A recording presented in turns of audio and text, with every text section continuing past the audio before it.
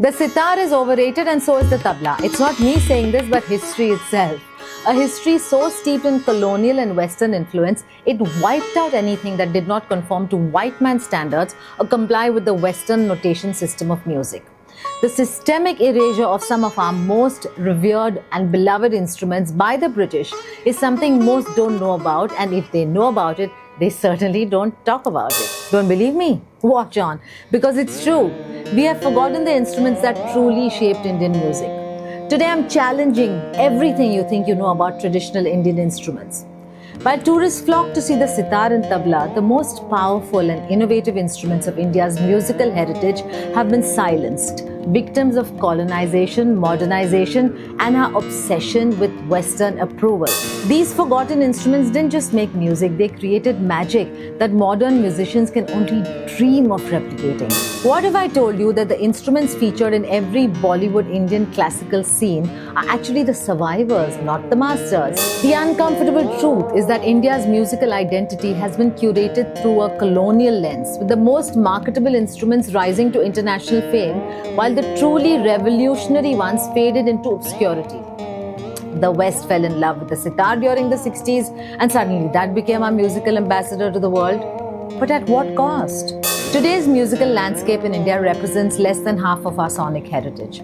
We've lost entire families of instruments that could create sounds impossible to replicate with modern technology. Instruments that could allegedly heal the sick, induce specific emotional states, and even, according to court records from the Mughal era, influence weather patterns. Laughable? Perhaps. But these claims persisted for centuries before being dismissed by Western scientific standards.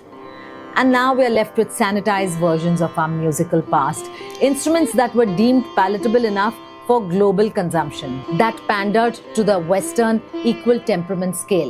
Let's start with the bean, also known as the Rudra Veena, an instrument so powerful, Mughal Emperor Akbar himself would stand in respect when his court musician Tansen played it. The bean wasn't just an instrument, it was a vessel of spiritual transformation. While the sitar gets international acclaim, it's actually a simplified, more accessible derivative of the bean. The bean required decades to master, with players spending years just learning how to sit properly with it. Colonial administrators documented their frustration with the bean, noting it was too complicated and unsuitable for ensemble performances. Essentially, that meant it couldn't be incorporated into the Western musical frameworks. That's it. The bean's decline perfectly illustrates my point. Instruments that couldn't be commercialized or adapted to Western musical sensibilities were gradually abandoned. By the time recording technology arrived in India in the early 20th century, bean players were already rare.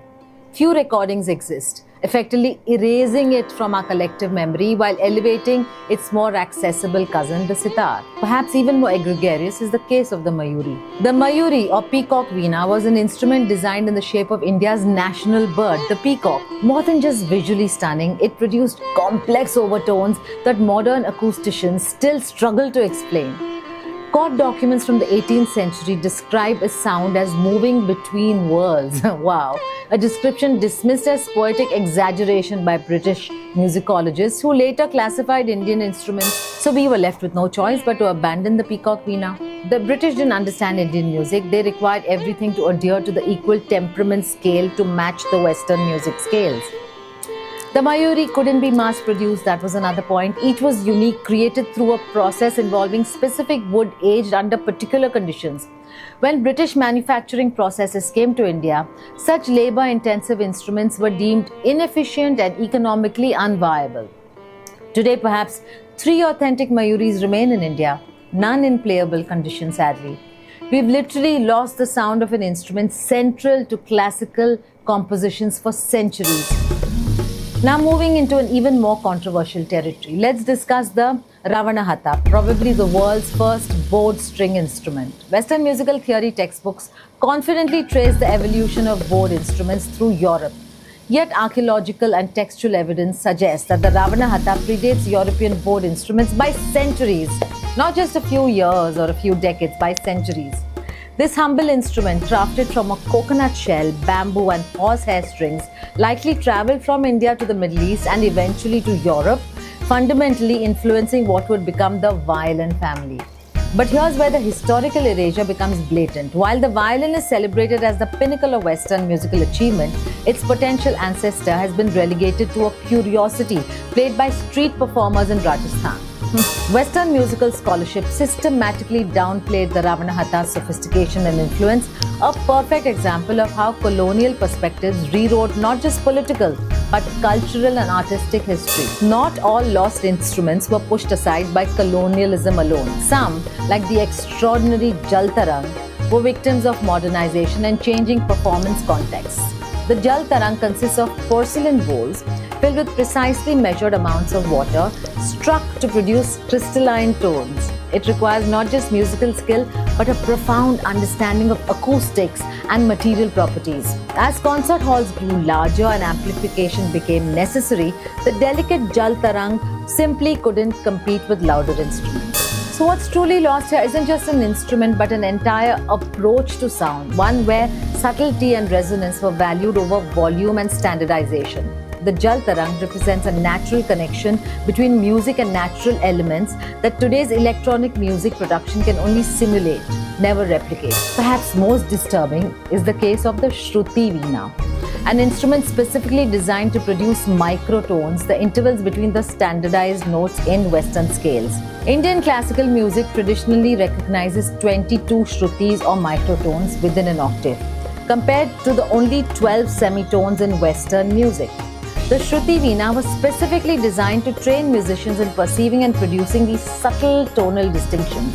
They were operating within a far more sophisticated tonal system. When Indian music schools were established under British influence in the 19th century, Western staff notation and equal temperament became the teaching standards, essentially training generations of Indian musicians to unhear the very microtones that had been central to our music tradition for thousands of years, for centuries. What does it say about our cultural priorities when an instrument is only deemed valuable if it can be adapted to play Western music or fit into fusion arrangements? The modified versions survive precisely because they compromise the very elements that made the original unique. The music, stories with Suchitra, the beats, the